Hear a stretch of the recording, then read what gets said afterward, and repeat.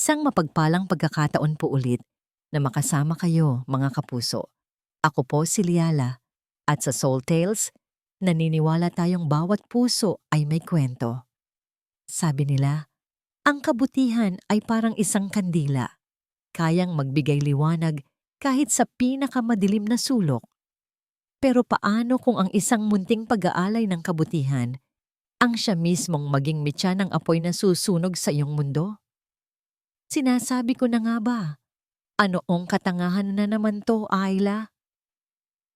Natigilan si Ayla sa pagpupunas ng mesa. Nanigas ang kanyang mga kamay sa basahan. Parang nabingi ang kanyang tenga sa biglang sigaw ng kanyang tita Nena.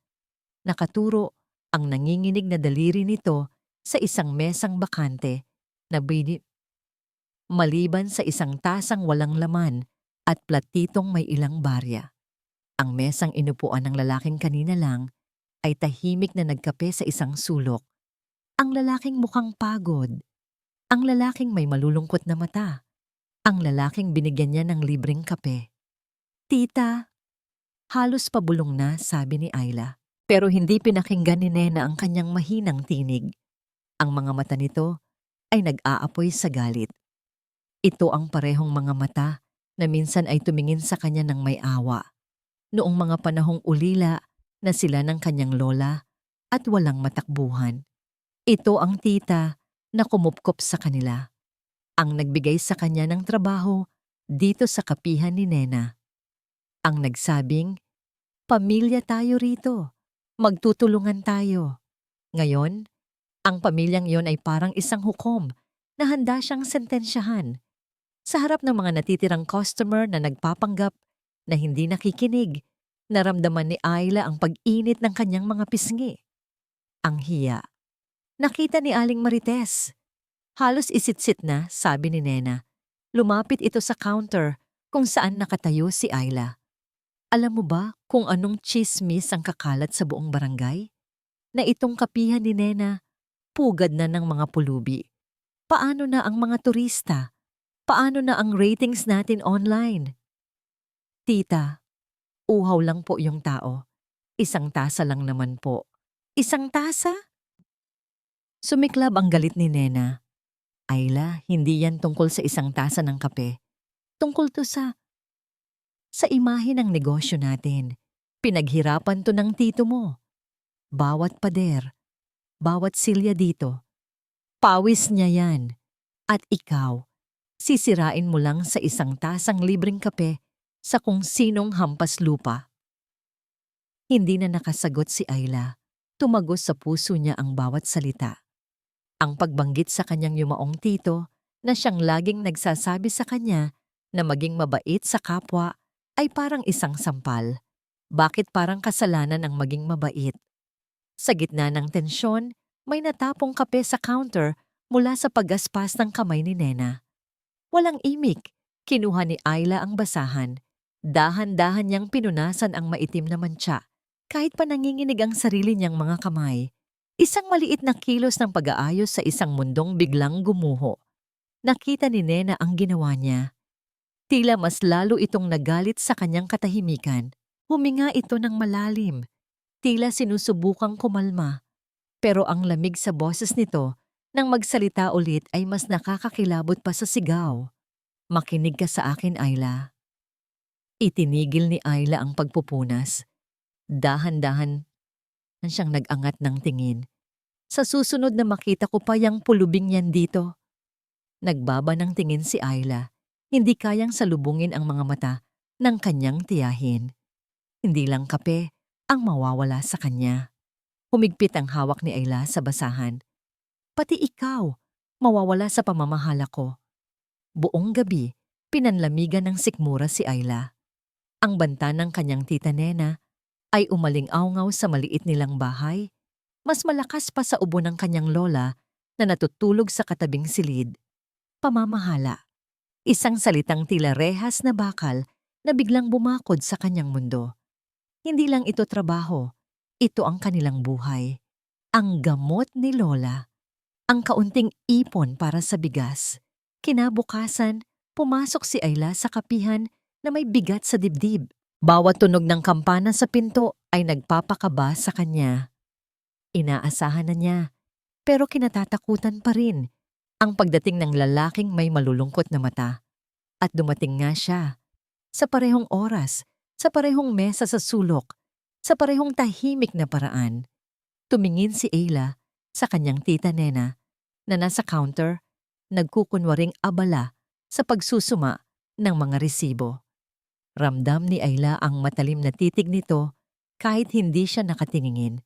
Para siyang naglalakad sa alambre. Isang maling galaw at babagsak siya. Pero ang mga mata ng lalaki, may pag-asa sa mga yon. Tumingin ito sa kanya, hindi nagsasalita. Pero tila nagtatanong, tila nagpapasalamat. At sa sandaling iyon, nakita ni Ayla hindi ang isang pulubi, kundi ang isang taong pagod. Isang taong nauuhaw. Humugot siya ng lakas ng loob. Sa halip na kape, kumuha siya ng isang baso, nilagyan ito ng maligamgam na tubig at dinala sa mesa ng lalaki. "Tubig lang po muna," sabi niya, halos pabulong, at mabilis na tumalikod.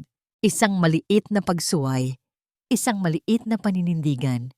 Hindi niya nakita, pero naramdaman niya ang bahagyang pagngiti ng lalaki. Subalit, may ibang matang nakakita. Sa kabilang kalsada, sa bukas na bintana ng kanyang karinderya, nakatayo si Aling Marites. Ang kanyang mga mata ay parang sa isang lawin, matalas at mapanuri. Nang makita niya ang eksena, isang mapanuyang ng ngiti ang gumuhit sa kanyang labi. Bumaling siya sa mga customer na kumakain sa kanyang tabi. "Nako, tingnan niyo si Ayla. Simula niya, sapat lang ang lakas para marinig. Talagang alagang-alaga ang bago niyang kaibigan. Baka naman may iba ng dahilan." Kawawang nena. Hindi alam na unti-unti ng ginagawang bahay ampunan ang pinaghirapan ng asawa niya. Ang mga salita, parang mga bubuyog. Lumilipad, bumubulong. Mula sa isang mesa, papunta sa isa pa. Ang ilan ay tumatawa. Ang ilan ay umiiling. Ang tsismis ay nagsisimula ng kumalat. Sa loob ng kapihan ni Nena, ramdam ang epekto. Ang dating masayang daldalan ay napalitan ng mga bulungan. Isang pamilya na dapat ay o-order pa ng cake ay nagmamadaling nagbayad at umalis. Isa pang grupo ng mga kabataan ang sumilip sa loob, nagtawanan, at nagpatuloy sa paglalakad. Nakita lahat iyon ni Tita Nena. Bawat customer na nawawala ay parang isang patak ng lason sa kanyang puso. Ang tingin niya kay Ayla ay hindi nagalit. Ito'y malamig, kasing lamig ng sahig na marmol. Nang tumayo ang lalaki para umalis, gaya ng dati, nag-iwan ito ng ilang barya. Ngunit sa ilalim ng mga barya, may isang bagay na naiiba. Isang maliit na bulaklak ng gumamela, kulay pula, na malamang ay pinitas lang sa daan. Kukunin na sana ito ni Ayla nang biglang humarang ang kamay ni Tita Nena. Kinuha nito ang bulaklak, tiningnan ito ng may pandidiri, at walang awang itinapon sa basurahan sa likod ng counter. Hindi nagsalita si Nena. Tumingin lang ito kay Ayla, at sa titig na yon, alam na ni Ayla na tapos na ang lahat. Bumalik si Nena sa counter at kinuha ang listahan ng mga bayarin. Huminga ito ng malalim bago humarap kay Ayla. Ang mukha ay walang emosyon, ngunit ang boses ay may bigat na parang bato. "Pinapahiya mo ako, Ayla," mahinang sabi nito, pero sapat na para marinig niya.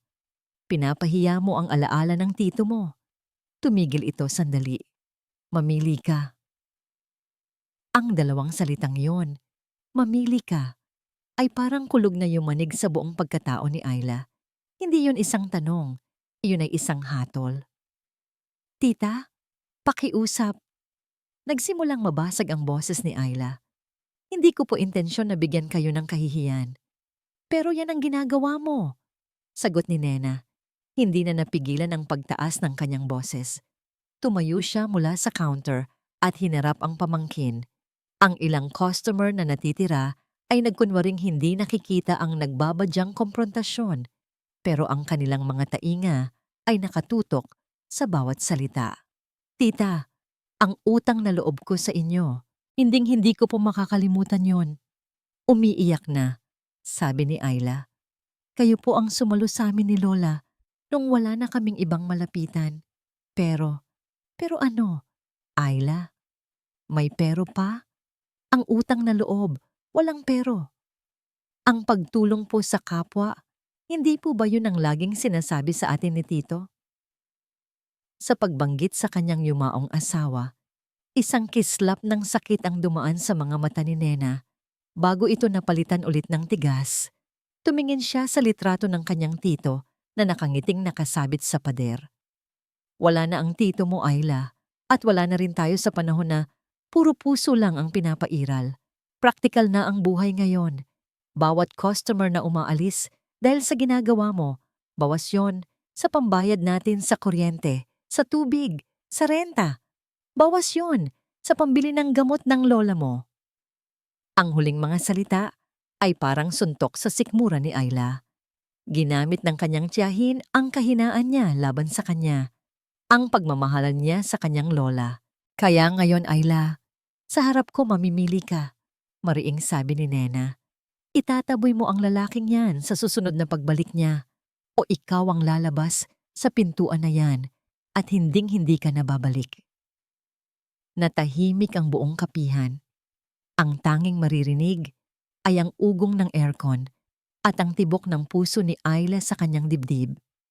Tumingin siya sa paligid. Ang mga pader na minahal niya. Ang amoy ng kapeng naging bahagi na ng kanyang buhay.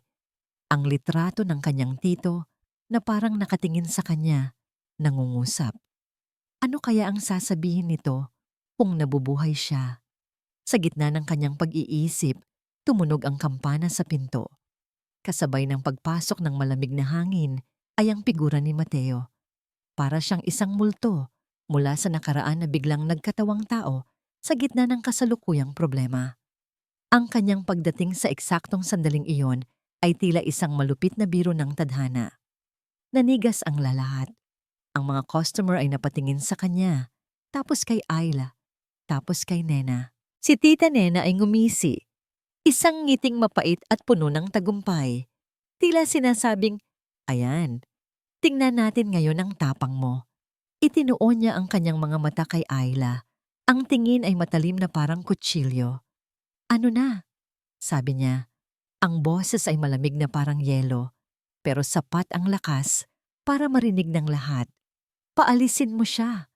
Bumaling si Ayla kay Mateo. Nakita niya ang pagkalito sa mga mata nito, ang unti-unting pagkaunawa sa tensyon sa loob ng silid. Nakita niya ang pagyuko nito ng ulo, handa nang tumalikod at umalis. Ngayon din, nakatitig si Ayla kay Mateo.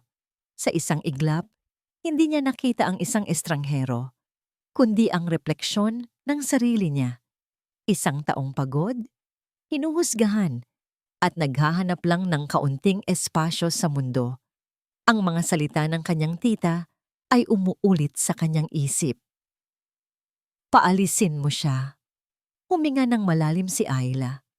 Pero imbes na maglakad palapit kay Mateo para paalisin ito, dahan-dahan siyang naglakad papunta sa likod ng counter. Bumakas ang pagtataka sa mukha ni Nena. Sa isang mabagal at sinasadyang kilos, inabot ni Ayla ang tali ng kanyang itim na apron. Kinalas niya ang buhol sa kanyang likuran. Pagkatapos, hinubad niya ito, tiniklop ng maayos at marahang ipinatong sa ibabaw ng makintab na counter. Ang kanyang uniforme, ang kanyang trabaho, ang kanyang dating buhay. Hindi siya nagsalita. Tumingin siya sa kanyang tita Nena sa huling pagkakataon, hindi bilang isang empleyado, kundi bilang isang pamangkin. Sa mga mata niya, walang galit, tanging isang malalim na kalungkutan. Pagkatapos, yumuko siya ng bahagya, isang kilos ng paggalang, isang kilos ng pamamaalam, at nagsimula siyang maglakad. Dinaanan niya ang mga mesang puno ng mga taong nakatingin sa kanya nang may halong awa at pagkamangha. Dinaanan niya si Mateo na nakatayo pa rin malapit sa pinto. Ang mukha ay puno ng hindi maipaliwanag na emosyon. Nilagpasan niya ito at itinulak ang salaming pinto. Ang tunog ng kampana sa kanyang paglabas ay parang isang tunog ng kalayaan at kasawian, sabay. Nang makalabas siya sa ilalim ng sikat ng araw, doon lang niya naramdaman ang pagbigat ng kanyang dibdib. Huminga siya ng malalim, pinipigilan ang mga luhang nagbabadyang tumulo. Isang anino ang tumabon sa kanya.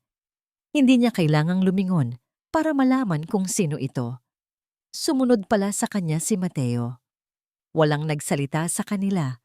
Naglakad sila palayo sa kapihan, palayo sa mga matang mapanghusga. Nang makarating sila sa may baybayin, kung saan maririnig ang mahinang paghampas ng mga alon, doon na bumigay si Ayla. Umupo siya sa isang malaking bato, ipinikit ang kanyang mga mata, at hinayaan ang mga luha na dumaloy ng walang tigil. Luha ng sakit, ng panghihinayang, ng takot sa hindi tiyak na bukas. Hindi siya inabala ni Mateo. Hinayaan lang siya nitong umiyak. Nang medyo huminahon na siya, may iniabot ito sa kakanya. Isang puting panyo, malinis. Maayos ang pagkakatupi. Kinuha ito ni Ayla at idinampi sa kanyang mga mata. Doon niya napansin ang isang maliit na burda sa sulok ng panyo. 2 letrang magkadikit. MV, sino ka ba talaga? Gusto niyang itanong, pero walang lumabas na salita sa kanyang bibig. Sa pag-uwi, ang bigat sa kanyang dibdib ay napalitan ng isang lumalagong takot. Binuksan niya ang pinto ng kanilang bahay at ang tunog na sumalubong sa kanya ay ang hirap na paghinga ng kanyang lola. Dali-dali siyang pumasok sa silid. Nakahiga ang matanda. Tila nahihirapan sa bawat paghinga. Kinapa ni Ayla ang lalagyan ng gamot sa ibabaw ng maliit na mesa. Binuksan niya ito. 2 tableta na lang ang natitira. Sinilip niya ang kanyang pitaka, umaasa sa isang milagro. Binuksan niya ito at itinihaya sa kanyang palad. Ilang pirasong barya. Kulang pa pambili ng isang pandesal. Sa sandaling iyon, ang lahat ng tapang na ipinakita niya kanina, ang lahat ng paninindigan, ay gumuho at napalitan ng isang malamig at nakakaparalisang damdamin, ang purong desperasyon. Ang desperasyon ay isang malupit na guro. Tinuruan nito si Ayla na lunukin ang kanyang hiya at kalimutan ang pagod. Kinabukasan, bago pa man tumilaok ang mga manok, nilibot na niya ang buong barangay. Kailangan niyo po ba ng labandera? Kahit tagalinis lang po ng isda. Marunong po akong mag-alaga ng bata. Pero ang balita, mas mabilis pa sa hangin.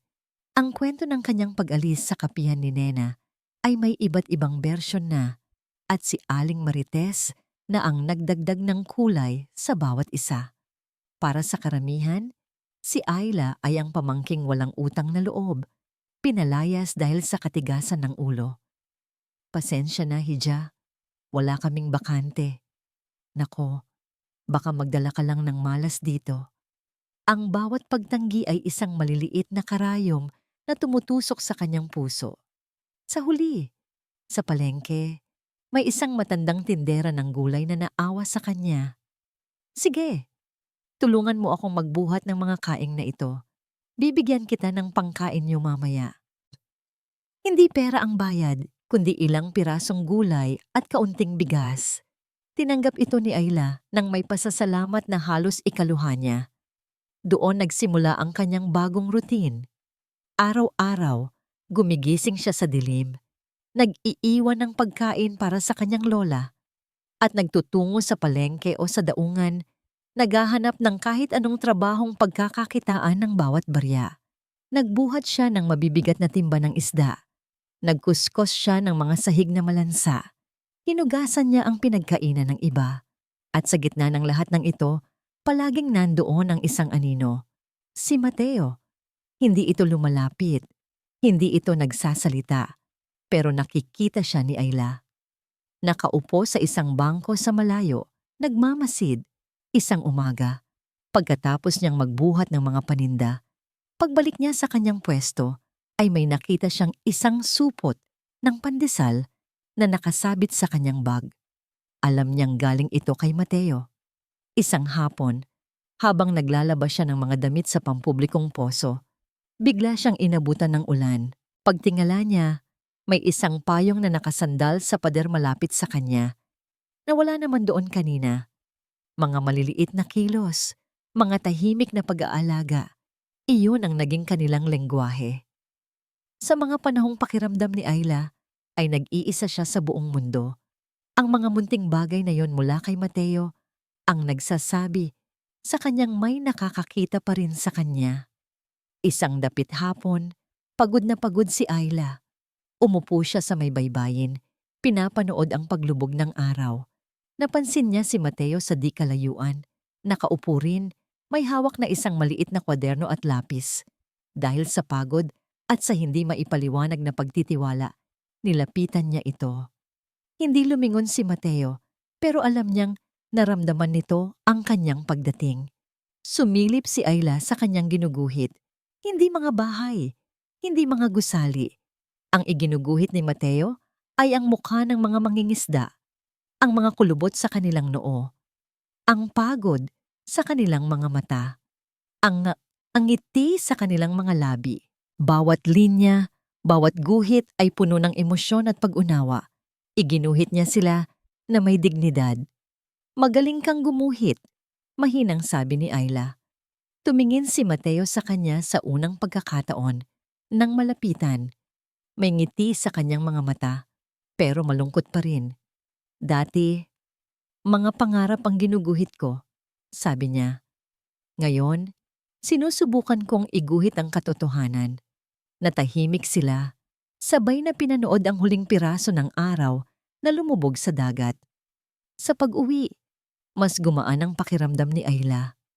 Ngunit pagdating sa bahay, nadatnan niyang masama na naman ang pakiramdam ng kanyang lola.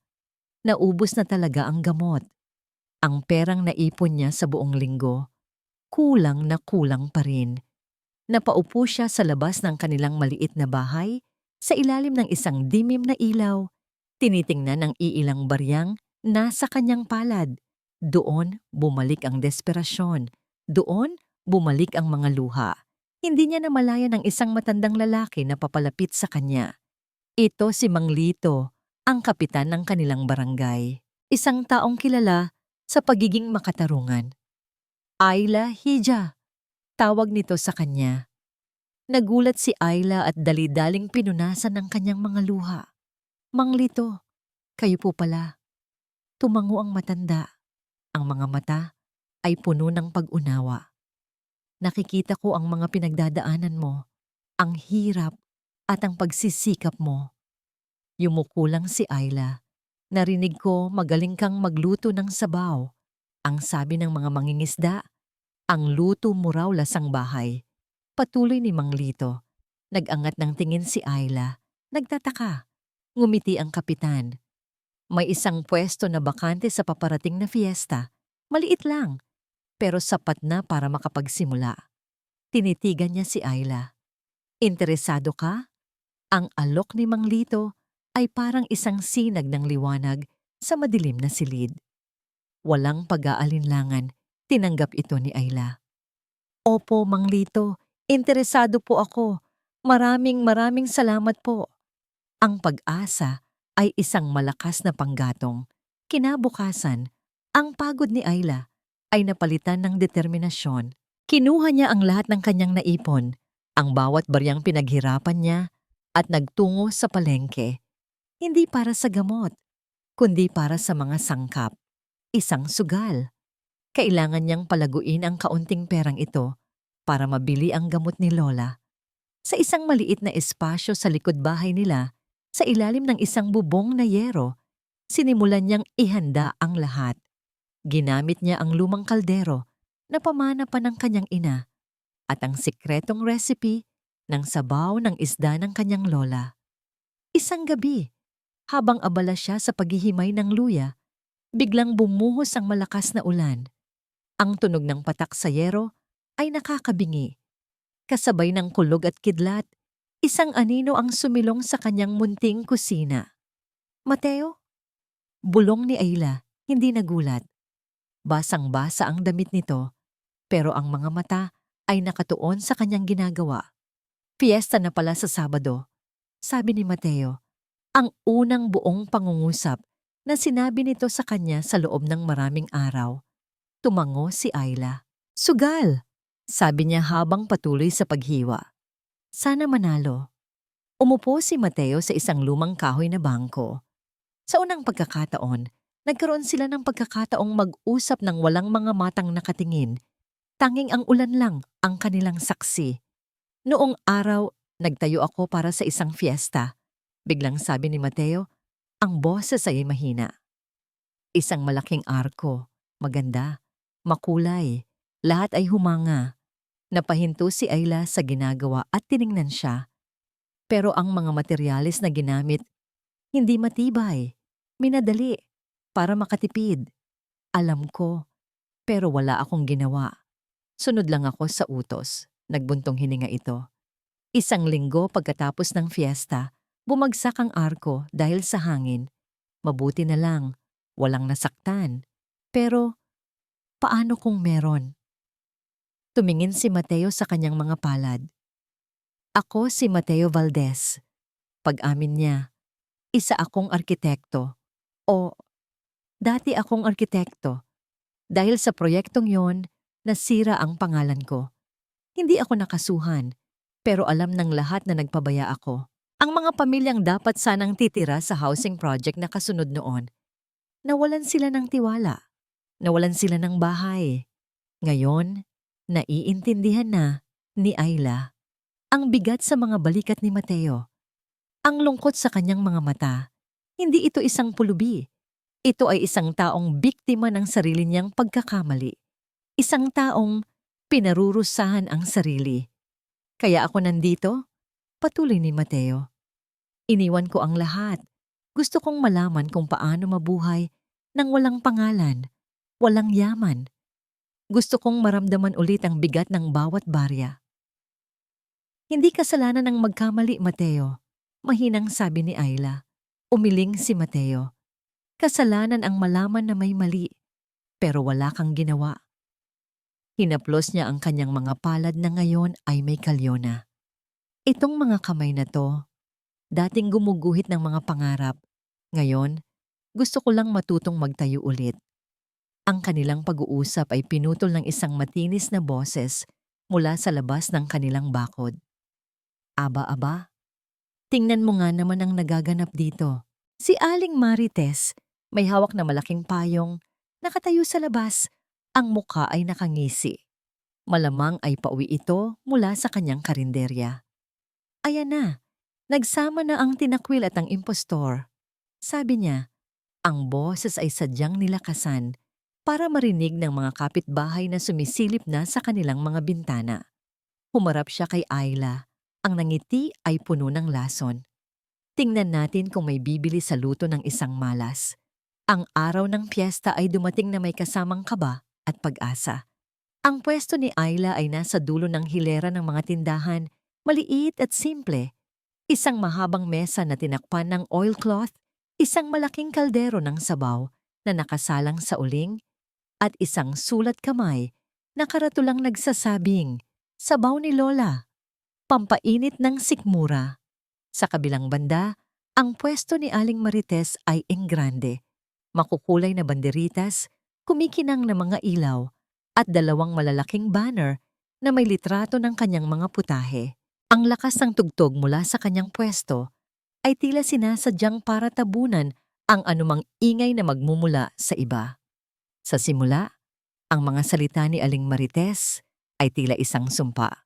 Ang mga taong dumaraan ay sumusulyap lang sa pwesto ni Ayla, nagbubulungan, at pagkatapos ay dumidiretso sa mga mas kilalang tindahan. Ang takot na madikit sa isang malas ay tila totoo. Nakatayo lang si Ayla sa likod ng kanyang mesa, pinapanatili ang isang pilit na ngiti. Si Mateo ay nasa kanyang tabi, tahimik na nagsasali ng tubig, nag-aayos ng mga mangkok, isang presensyang hindi nanghihimasok pero nagbibigay ng lakas. Hayaan mo sila, bulong ni Mateo. Magtiwala ka sa luto mo. Huminga ng malalim si Ayla. Binuksan niya ang takip ng kaldero. Isang mainit at mabangong amoy ang humalimuyak sa hangin, ang pinaghalong sarap ng isda, luya at tanglad, ang amoy ng tahanan, ang amoy ng pag-aalaga. Ang unang napahinto ay isang grupo ng mga mangingisda, pagod galing sa laot. Ang isa sa kanila, si Mang Carding, ang siyang madalas bigyan ni Ayla ng libreng pandesal sa kapihan noon. "Aba Ayla, andito ka pala," sabi ni Mang Carding. "Amoy pala ang ulam na. Patingin nga niyang sabaw mo." Nag-aalangan ang mga kasama niya, ngunit nagpumilit si Mang Carding. Sumandok si Ayla ng mainit na sabaw sa isang mangkok at iniabot ito. Humingop ng isang kutsara si Mang Carding. Ipinikit niya ang kanyang mga mata. Pagkatapos, isang malawak na ngiti ang gumuhit sa kanyang mukha na kulubot na dahil sa araw at alat. "Masarap," sigaw niya, sapat na para marinig ng mga nasa paligid. "Ito ang tunay na lasa ng San Juan, hindi tulad ng mga pagkain diyan na puro porma." Ang kanyang mga kasama, na curious, ay humingi na rin ng kanila. Pagkatapos nila, may isang pamilyang lumapit. Pagkatapos, isang grupo ng mga kabataan, parang isang mahika. Ang bango ng sabaw at ang mga salita ng kasiyahan mula sa mga unang customer ay mas naging epektibo kaysa sa anumang magarbong anunsyo. Dahan-dahan, ang maliit na pwesto ni Ayla ay nagsimulang punuin ng mga tao. Nakita ni Ayla ang kanyang sarili na hindi na magkandaugaga sa pagsandok, sa pag-abot ng mangkok, sa pagtanggap ng bayad. Ang bawat barya na pumapasok sa kanyang maliit na alkansya ay parang musika. Ito ang tunog ng gamot ni Lola. Ito ang tunog ng panalo. Sa gitna ng pinakaabalang sandali, napansin niyang wala si Mateo sa kanyang tabi. Lumingalinga siya, pero hindi niya ito makita. Isang bahagyang lungkot ang dumaan sa kanya, pero iwinaksin niya ito. Kailangan niyang mag-focus. Mula sa kanyang engrandeng pwesto, halos umusok ang ilong ni Aling Marites sa galit. Hindi niya matanggap na ang isang malas na may isang kaldero lang ng sabaw ay dinudumog ng tao habang ang kanyang inihandang lechon at kaldereta ay nilalangaw. Puno ng inggit, nagmartsa si Aling Marites palayo sa kanyang pwesto. May dalang isang balde na puno ng maruming tubig na pinaghugasan ng mga plato. Nagkunwari siyang may kausap sa kabilang direksyon. At sa kanyang pagdaan sa likod ng pwesto ni Ayla, aksidente siyang natapilok. Ang balde ay tumilapon. Ang lahat ng maruming tubig ay sumaboy sa mga natitira pang sangkap ni Ayla na nasa ilalim ng mesa. Ang mga gulay, ang isda, ang bigas, lahat ay nasira. Lahat ay naging basura. Natigilan ang lahat. "Ay pasensya na," sabi ni Aling Madam Marites. May halong pangaasar sa kanyang boses. "Ang dulas pala dito." Tinitigan ni Ayla ang nasirang mga sangkap, ang kanyang pag-asa na naging putik. Ang init ng tagumpay ay biglang napalitan ng nagyayelong pakiramdam ng kawalan. Isang kolektibong singhap ang narinig mula sa mga taong nakapaligid. Ang ginawa ni Aling Marites ay hindi aksidente. Iyon ay isang lantarang kalupitan at nakita ito ng lahat. "Wala kang hiya, Marites," sigaw ni Mang Carding. "Nakita namin ang ginawa mo," dagdag ng isa pang babae. Pero si Aling Marites ay nagkibit balikat lang. "Ano? Kasalanan ko bang lampa ako?" Sabi niya bago nagmamadaling bumalik sa kanyang pwesto. Iniwan si Ayla na nakatitig sa nasirang kabuhayan. Ang lakas ni Ayla ay tila naubos. Napayuko siya. Pinipigilan ang mga luhang nagbabadyang pumatak. Tapos na. Hanggang dito na lang. Ang perang kinita niya ay sapat na siguro para sa gamot. Pero ang pangarap na makapagsimula ulit ay inanod na kasama ng maruming tubig. "Ayla." Isang boses ang tumawag sa kanya. Isang pamilyar na boses. Nag-angat siya ng tingin. Si Mateo, nakabalik na. May dala itong isang lumang folder na yari sa karton. Ang mga gilid ay medyo gasgas na. Hindi niya pinansin ang gulo. Hindi niya tiningnan ang mga sirang sangkap. Ang kanyang mga mata ay nakatuon lamang kay Ayla. "Halika," sabi niya, at marahang hinawakan ang braso ni Ayla para akayin palayo sa magulong eksena. Dinala niya si Ayla sa isang tahimik na lugar sa likod ng entablado ng fiesta. Doon, iniabot niya ang folder. Naguguluhang tiningnan ito ni Ayla. "Ano to?" "Buksan mo," sabi ni Mateo. Nanginginig ang mga kamay ni Ayla habang binubuksan ang folder. Sa loob, may mga luma at manilaw-nilaw na mga dokumento, isang titulo ng lupa, isang tax declaration, isang lumang mapa ng San Juan. Itinuro ni Mateo ang isang maliit na parihabang lote na minarkahan ng pulang tinta sa mapa. Nasa gilid ito ng bayan, malapit sa dagat, isang lugar na matagal nang napabayaan at tinubuan ng mga talahib. Bago nangyari ang lahat, nagsimulang magpaliwanag si Mateo. "Binili ko yan. Plano ko sanang tayuan ng maliit na rest house, isang lugar para takasan ang magulong syudad. Pero nang masira ang buhay ko, nakalimutan ko na to. Naging bahagi na lang siya ng nakaraan na gusto kong ibaon." Tumingin si Mateo sa mga mata ni Ayla. Ang kanyang tingin ay seryoso at puno ng sinseridad. "Ang tasang yon ng kape, Ayla. Noong araw na yon, pakiramdam ko, ako na ang pinakamababang uri ng tao sa mundo. Pero binigyan mo ako ng kape. Hindi ka nagtanong. Hindi ka nanghusga. Ipinakita mo sa akin na kahit sa pinakamadilim na sandali, may kabutihan pa ring natitira." Hinawakan niya ang folder at marahang itinulak palapit kay Ayla. "Ito ang natitirang tama na pwede kong gawin sa mali kong nakaraan. Gamitin mo to, Ayla." Natulala si Ayla. Hindi niya maintindihan. "Pero, paano? Bakit?" "Itayo mo ang kanlungan mo," sabi ni Mateo. Isang maliit na ngiti ang sumilay sa kanyang labi. Isang lugar kung saan ang lahat ay pwedeng sumilong. Isang lugar kung saan ang isang tasa ng sabaw ay hindi lang pagkain, kundi pag-asa. Naramdaman ni Ayla ang pag-init ng kanyang mga mata. Hindi ito dahil sa galit o sa sakit, kundi dahil sa isang napakalaking pasasalamat. Ang kabutihang ipinakita niya na naging dahilan ng kanyang pagbagsak ay siya ring kabutihang ibinabalik sa kanya ngayon. 100 ibayo.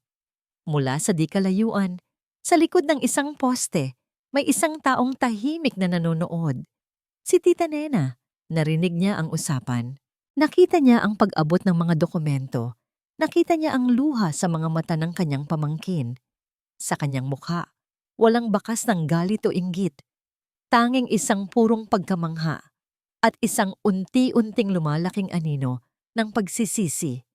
Ang balita tungkol sa ginawa ni Aling Marites at ang biglaang pagkakaroon ni Ayla ng lupa ay kumalat sa buong San Juan na parang apoy sa tuyong damuhan. Ang kwento ay may dalawang mukha.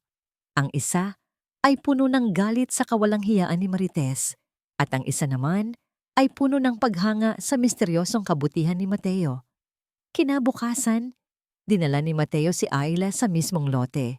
Gaya ng inaasahan, ito'y isang kapirasong lupain na tinubuan ng matataas na talahib at mga ligaw na halaman. Sa gitna, may isang malaking puno ng mangga na siyang tanging nakatayo ng may dignidad. Para sa iba, isa itong walang kwentang lugar. Pero para kay Ayla, ito ang pinakamagandang tanawin sa buong mundo. Ito ay pag-asa. "Paano natin sisimulan?" tanong ni Ayla. Medyo nalulula sa dami ng kailangang gawin. Ngumiti si Mateo. "Sa isang hakbang." Hindi nila alam, ang kanilang pag-uusap ay narinig. Si Mang Carding, na nagkataong dumadaan para tingnan ang kanyang mga lambat, ay narinig ang lahat. Isang ngangiti ang sumilay sa kanyang labi. Kinagabihan, sa maliit na tindahan kung saan nag-iinuman ang mga mangingisda, ikinuwento ni Mang Carding ang kanyang nakita. "Ang batang si Ayla," sabi niya. "Binigyan tayo ng init sa tiyan. Noong mga panahong kailangan natin, hindi niya tayo siningil. Ngayon, siya naman ang nangangailangan. Nagkatinginan ang mga mangingisda. Ang utang na loob, lalo na sa mga taong dagat, ay isang sagradong bagay. Kinabukasan ng umaga, habang naghahanda sina Ayla at Mateo na magsimulang magtabas ng mga damo, gamit ang 2 luma at kinakalawang na itak, isang milagro ang kanilang natunghayan. Mula sa kalsada, dahan-dahan, isa-isang dumating ang mga tao. Si Mang Carding at ang kanyang mga kasamahan may dalang mga itak at pala. Ang asawa ng tindera ng gulay sa palengke may dalang martilyo at mga pako. Ang mga kabataang madalas tambay sa daungan, malalakas at handang magbuhat. Bawat isa sa kanila ay dating natulungan ni Ayla.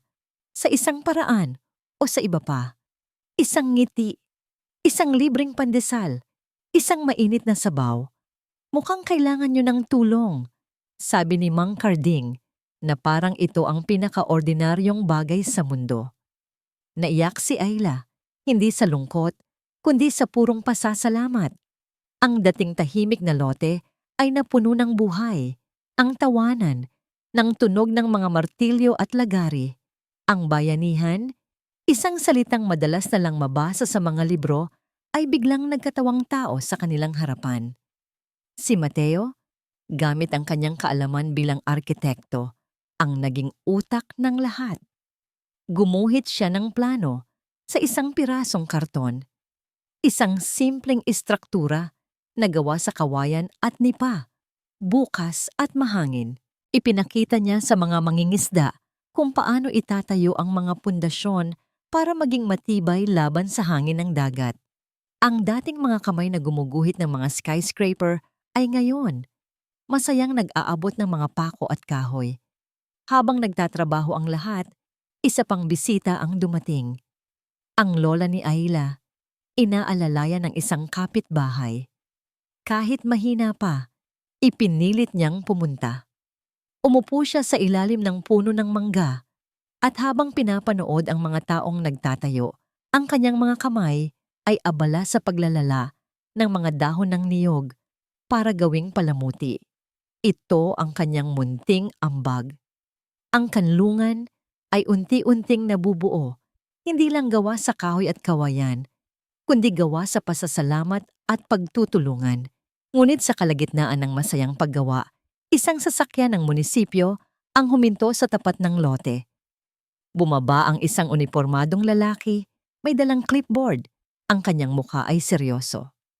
"Magandang araw po," sabi niya sa formal na tono. "Sino po ang may-ari nito?" Lumapit si Ayla. "Ako po." Tiningnan ng lalaki ang kanyang listahan. Pagkatapos ay ang unti-unti nang nabubuong istruktura. "May nagreklamo," sabi niya, at ang bawat salita ay parang isang mabigat na bato. "Walang building permit itong tinatayo niyo." Tinaas niya ang kanyang kamay. "Kailangan itong itigil, agad-agad." Ang anunsyo ng opisyal mula sa barangay ay parang malamig na tubig na ibinuhos sa nag-aapoy na diwa ng bayanihan. Nagkatinginan ng mga tao, ang dating sigla ay napalitan ng pagkalito at pagkabahala. "Pero sir, tumutulong lang po kami," sabi ni Mang Carding. "Hindi po ito para sa negosyo, para po sa komunidad," dagdag ng isang babae. Ngunit hindi natinag ang opisyal. "May proseso po tayo. Kung walang permit, kailangan itigil." May nagsumbong po. Sa loob-loob ni Ayla, alam na niya kung sino ang nagsumbong. Isang pangalan lang ang nasa kanyang isip, si Aling Marites. "Mateo?" sabi ni Ayla.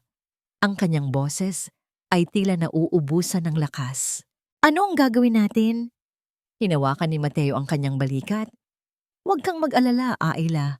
May paraan yan, tara kausapin natin sila." Magkasama silang nagtungo sa opisina ng barangay. Pagpasok pa lang nila, bumungad na sa kanila ang nakangising mukha ni Aling Marites na may dalang mga dokumento, tila naghihintay sa kanilang pagdating. "Ayan na, ang mga delinkwente," sabi ni Aling Marites, tumatawa ng sarkastiko. "Akala nyo ba Dahil tinulungan kayo ng mga pulubi, malulusutan nyo na ang batas? Akala nyo ba, dahil may lupa kayo, makakapagtayo na kayo ng kung ano-ano? Puno ng pagkairita, gusto nang sumagot ni Ayla, pero pinigilan siya ni Mateo. Sa loob ng opisina, ipinaliwanag ng opisyal ang sitwasyon. Ayon sa reklamo, illegal daw ang kanilang pagtatayo at nakakaabala sa mga residente. Kalmadong ipinakita ni Mateo ang plano na iginuhit niya sa karton. Sir, pansamantalang istruktura lang po ito. Hindi po ito isang permanenteng gusali. Ang mga materyales ay gawa sa lokal na kawayan at nipa, madaling tanggalin. At ang layunin po nito ay hindi para sa negosyo, kundi para sa komunidad.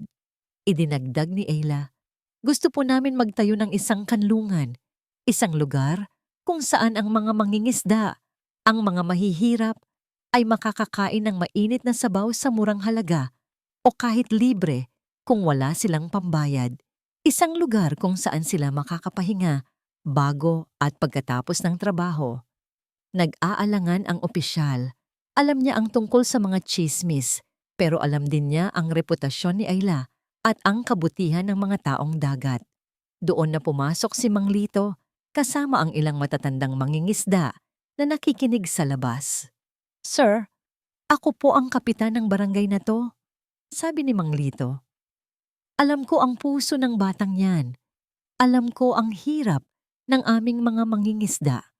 Ang ginagawa ni Ayla, hindi lang ito pagtatayo ng bahay, kundi pagtatayo ng pag-asa. Tulungan niyo po kami. Sa bigat ng mga salita ni Mang Lito at sa lohikal na paliwanag ni Mateo, unti-unting lumambot ang opisyal. Sinuri niyang mabuti ang mga dokumento ni Mateo. Sa huli, napabuntong hininga siya. Sige, sabi niya, para sa pansamantalang istruktura at para sa layuning pangkomunidad, bibigyan ko kayo ng special permit. Pero, kailangan regular ang inspeksyon. Isang malaking ngiti ang gumuhit sa labi ni Ayla. Nagpasalamat sila ng paulit-ulit. Paglabas nila sa opisina, nagulat si Aling Marites. Hindi siya makapaniwala. Hindi ito matutuloy, sigaw niya. Ngumiti si Ayla. Ngiting hindi pilit, ngiting matatag. Itutuloy po, Aling Marites, para sa mga taong nangangailangan. At sa loob lamang ng ilang araw, ang kanlungan ay nabuo. Isang simpleng kubo, bukas ang mga gilid na may mahabang mesa at mga bangko. May maliit na kusina sa likod. Ang lola ni Ayla, kahit mahina, ay gumawa ng mga palamuting yari sa mga kabibe at dahon ng niyog. Ang mga mangingisda ay nag-ambag ng kanilang mga lumang lambat bilang dekorasyon. Sa wakas, ang kanlungan ay opisyal nang nagbukas. Ang unang sabaw ay ipinagkaloob sa mga mangingisda na tumulong. Sa loob ng kanlungan, sa dingding, inukit ni Mateo ang isang simpleng karatula. Kanlungan. Dito, ang bawat puso ay may tahanan. Ang pagbukas ng kanlungan ay parang sariwang hangin sa San Juan. Hindi lang ito isang kainan. Ito ay naging simbolo ng pag-asa. Ang mga mangingisda, ang mga manggagawa sa pantalan, ang mga simpleng residente, lahat ay natagpuan ng kanlungan na isang lugar kung saan hindi sila huhusgahan, kung saan ang isang mainit na sabaw ay hindi lang nagpapabusog ng tiyan, kundi nagpapainit ng puso. Araw-araw, dinudumog ang kanlungan, ang simple at masarap na luto ni Ayla, kasama ang kanyang nangiti, at ang bayad ayon sa kakayahan na patakaran ay nagpatunay na ang kabutihan ay may sariling paraan para manalo. Sa dingding ng kanlungan, inukit ni Mateo ang isang simpleng paalala, magbayad ayon sa kakayahan. Kung wala, isang kwento o isang ngiti ay sapat na. Samantala, sa kabilang kalsada, ang karinderya ni Aling Marites ay unti-unting nilalangaw. Ang mga dating customer niya ay lumipat na sa kanlungan. Mas pinipili ang init ng pakikisama kaysa sa mamahaling menu at mapanuyang tingin. Ang kanyang pagiging mapanira ay bumalik sa kanya, isang malupit na karma. Hindi na siya pinansin ng mga tao. Ang dating mayabang na boses ay unti-unting nawala ng saysay. Ang kapihan ni Nena, kung saan dati ay masigla ang mga bulungan at tawanan, ay naging tahimik din. Ang mga turista ay bihirang dumaan. Ang mga lokal ay mas pinipili ang kapihan na kasama sa kanlungan. Ang dahilan? Ang puso. Ang kwento. Ang tao.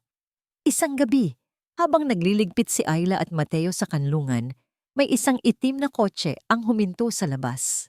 Mula rito ay bumaba ang isang formal na lalaki, may suot na Amerikana at may dalang briefcase. Mr. Mateo Valdez? Tanong ng lalaki. Ang boses ay seryoso. Kinabahan si Ayla. Naramdaman niyang humigpit ang kalamnan ni Mateo sa kanyang tabi. Ako nga. Matatag na sagot ni Mateo. Matagal ka na naming hinahanap, sabi ng lalaki. Ako si Attorney Garcia. Kinakatawan ko ang mga pamilyang naapektuhan sa housing project. May kailangan kang harapin, Mr. Valdez. Gumuho ang mundo ni Ayla. Akala niya, tapos na ang lahat. Akala niya, ligtas na si Mateo. Pero iba ang dahilan ng paghahanap sa kanya ni Attorney Garcia. Hindi ito para maghabla. Hindi po kami nagkaso laban sa inyo, Mr. Valdez. Paliwanag ni Attorney Garcia. Alam po namin na biktima din kayo ng sistema. Ang gusto po namin ay maging witness ka laban sa kumpanyang gumamit ng substandard na materyales at nagpilit sa inyo na pirmahan ang mga plano. Ang testimonya mo ang magiging susi para makamit ng mga pamilya ang hustisya. Nagtinginan si Ayla at Mateo. Isang napakalaking pasanin ang biglang nawala mula sa kanyang balikat. Pero napalitan ito ng isang bagong hamon. Ang pagkakataong ituwid ang isang malaking mali. Huminga ng malalim si Mateo. Pumapayag ako. Hindi na niya tatakbuhan ang nakaraan. Haharapin na niya ito. Sa mga sumunod na linggo, naging abala si Mateo sa paghahanda sa kaso. Madalas siyang wala. Pero bawat text message niya kay Ayla ay nagbibigay ng pag-asa. Samantala, lumago pa lalo ang kanlungan. Nagdagdag sila ng maliit na hardin sa likod, kung saan nagtatanim sila ng mga gulay at herbs na ginagamit sa sabaw. Ang lola ni Ayla ay mas naging masigla, tumutulong sa paggawa ng mga pandekorasyon para sa kanlungan. Isang gabi, matapos isara ang kanlungan, nag-iisa si Ayla sa kusina. Narinig niya ang mahinang tunog ng kampana sa pinto. Napalingon siya. May isang anino ang nakatayo doon. Ito si Tita Nena. May hawak itong maliit na kahon ng tinapay. Ang mga mata ay namumula. Ang kanyang dating matigas na mukha ay malambot na ngayon at ang kanyang mga balikat ay nakayuko sa pagod. Ayla, mahinang sabi nito. Ang boses ay punong-puno ng pagsisisi. Para kay Ayla, ang paglitaw ni Tita Nena sa pintuan ng kanlungan ay parang isang panaginip. Ang babaeng minsang nagtaboy sa kanya ay ngayon ay nakatayo sa harapan niya. May bakas ng luha sa mga mata, may dalang kahon ng tinapay. Hindi agad nakapagsalita si Ayla. Ang daming emosyon ang bumalot sa kanyang puso. Sakit, lungkot, pag-asa. Ayla, anak. Nagsimulang magsalita si Tita Nena, halos pabulong. Ang kanyang boses ay tila sirang plaka, puno ng pighati. Patawarin mo ako. Ang bawat salita ay parang kutsilyo na humihiwa sa katahimikan. Nilapag ni Tita Nena ang kahon ng tinapay sa isang mesa at lumapit kay Ayla. Walang pag-aalinlangan, niyakap niya ang kanyang pamangkin ng mahigpit. Ito ang unang beses na muli niya itong nayakap pagkatapos ng matagal na panahon. Nagsimulang umiyak si Nena. Pinagsisihan ko ang lahat, Ayla. Ang mga salitang sinabi ko, ang paraan ng pagtrato ko sa'yo. Nabulag ako sa hiya.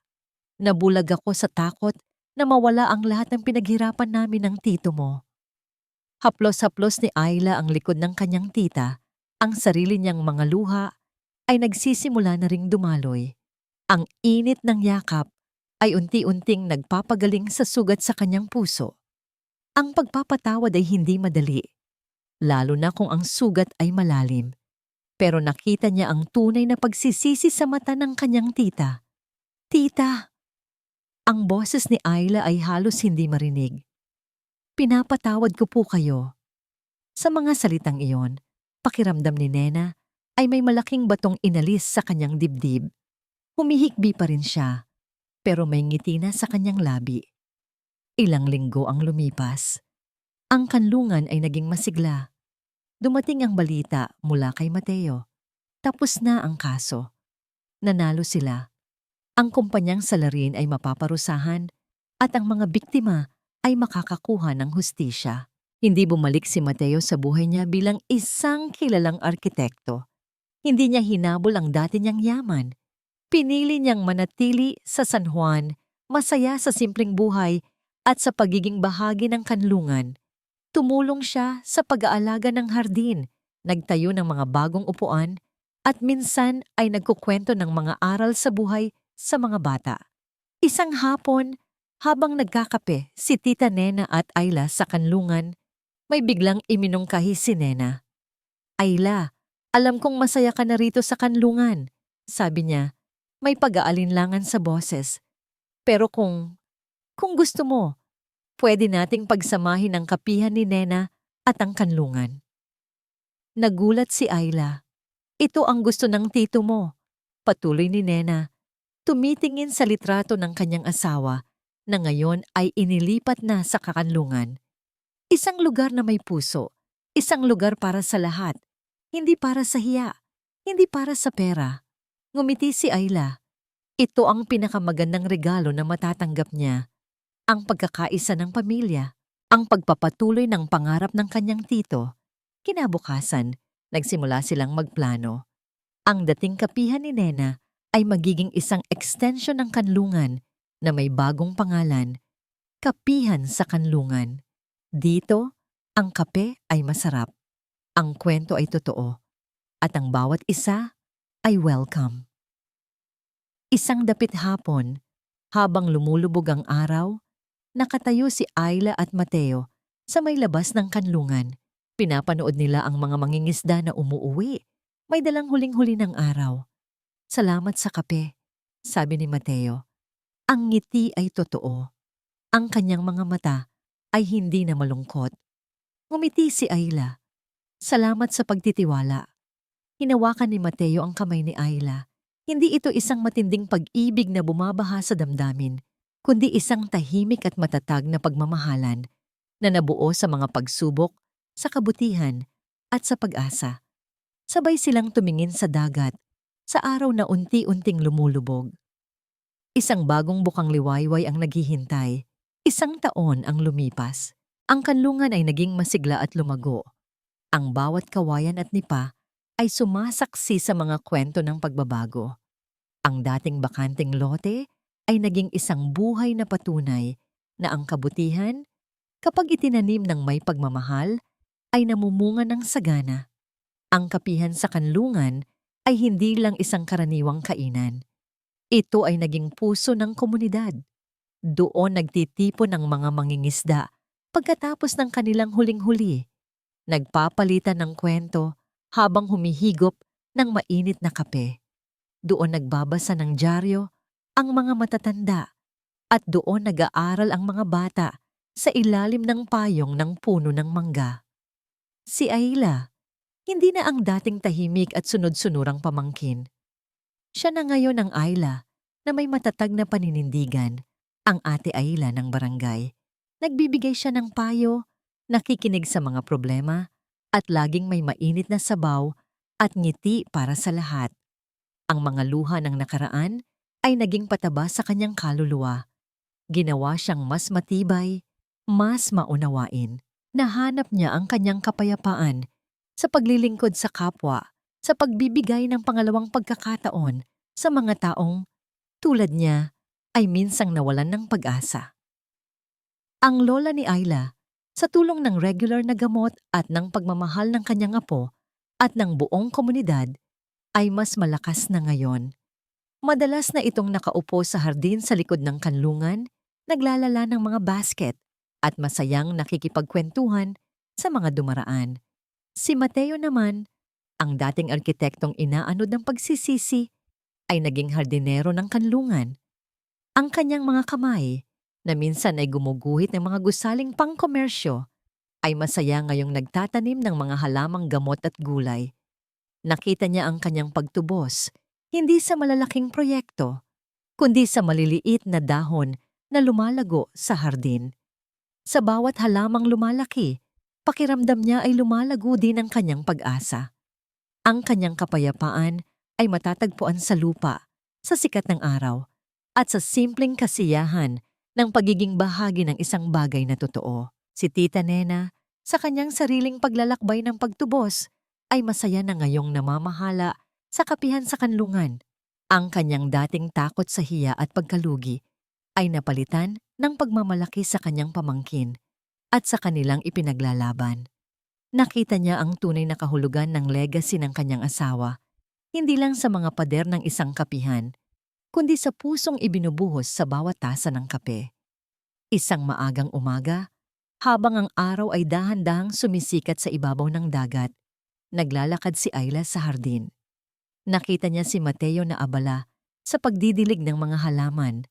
Ang pawis ay kumikinang sa kanyang noo. Lumapit si Ayla. May daladalang 2 tasa ng mainit na kape para sa init ng umaga. Sabi niya, iniaabot ang 1 tasa kay Mateo. Ngumiti si Mateo, kinuha ang kape at hinawakan ng kamay ni Ayla. Salamat Ayla, sa kape.